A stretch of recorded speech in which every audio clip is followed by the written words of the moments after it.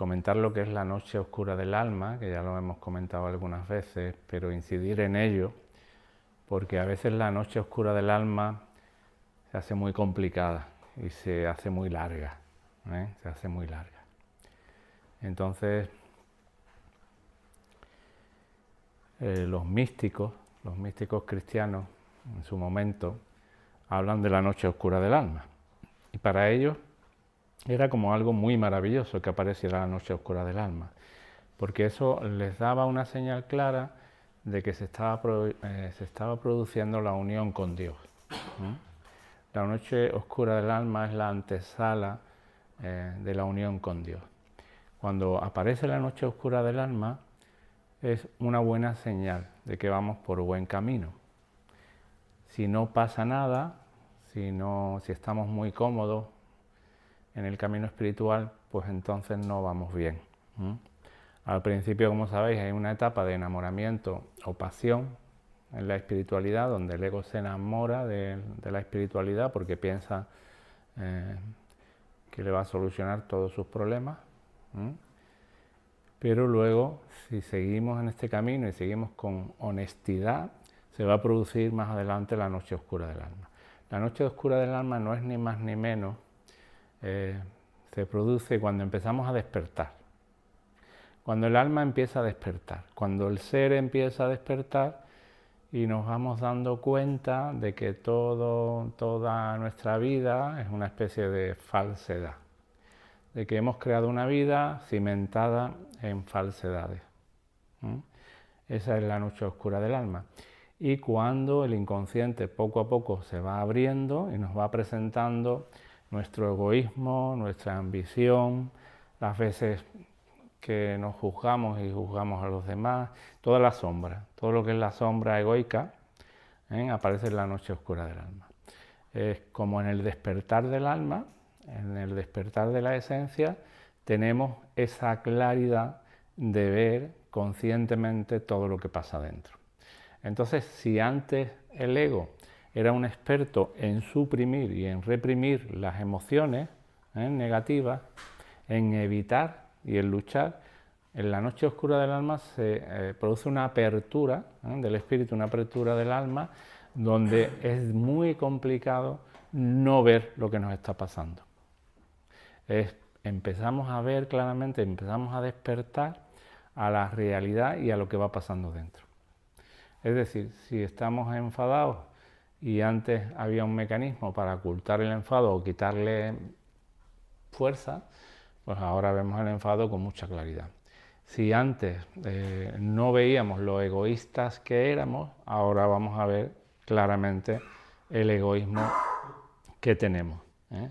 Y poco a poco vamos a ir descubriendo y van a ir apareciendo ciertas emociones, de esas que llamamos negativas, que antes se ocultaban directamente de forma automática o que se reprimían o se suprimían, y ahora es inevitable que aparezcan, y como tenemos ya la luz encendida del despertar nos vamos dando cuenta. Es como un darse cuenta cada vez más claro. Eso lógicamente remueve mucho, nos remueve muchísimo, y ese removimiento que aparece es la noche oscura del alma. Hay como un conflicto interno, se produce un conflicto interno y mal sabor de boca, y una especie de lucha interior que se produce, ¿vale? Porque el ego inmediatamente se pone a luchar con las emociones que van apareciendo o con lo que nos vamos dando cuenta. De ahí es importante saber cuando aparece esa noche oscura o ese periodo de resistencia, también se llama así, hay una resistencia a caminar, a seguir el proceso.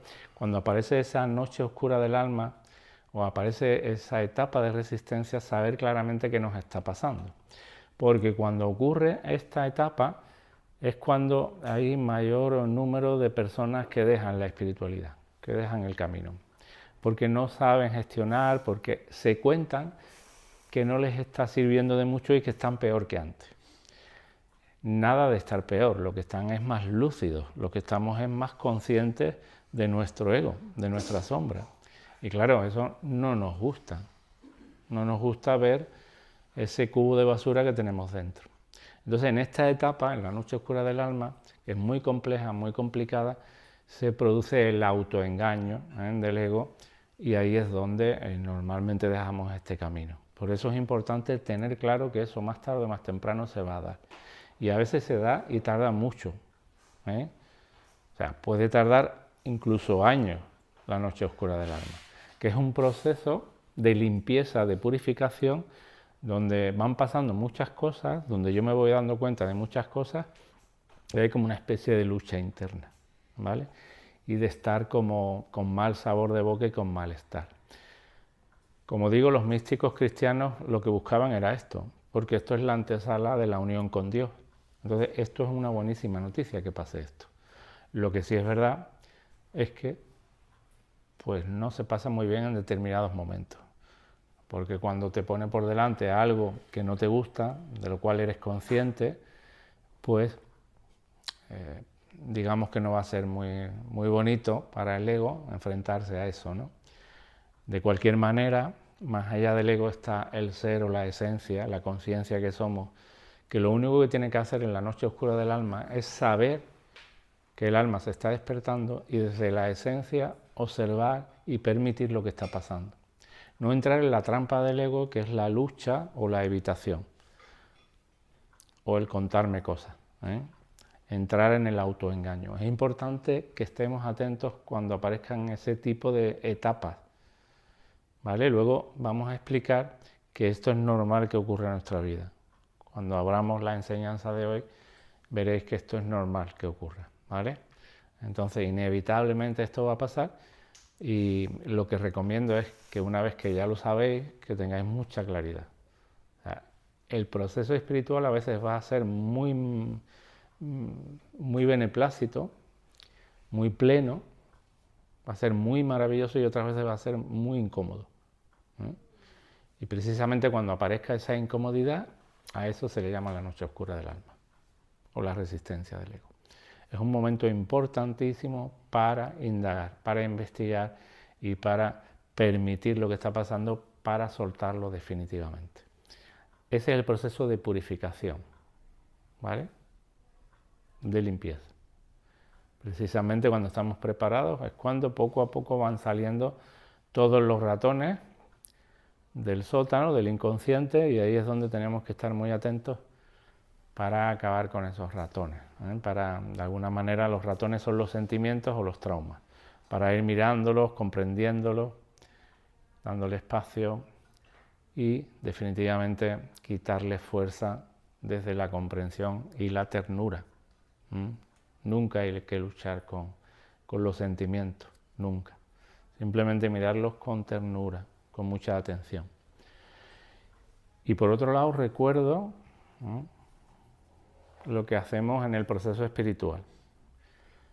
Desde la línea Advaita, por ejemplo, se habla de la meditación, que ya sabéis lo que es sobre todo presencia, es una presencia consciente, es practicar la presencia consciente con los ojos cerrados o en la vida cotidiana, con los ojos abiertos. El otro elemento que tenemos, la otra herramienta, es la contemplación, que es cuando tú te das cuenta de algo, cuando en meditación o en otro momento tomas conciencia de algo, de alguna emoción que esconde debajo una creencia limitante, una creencia falsa.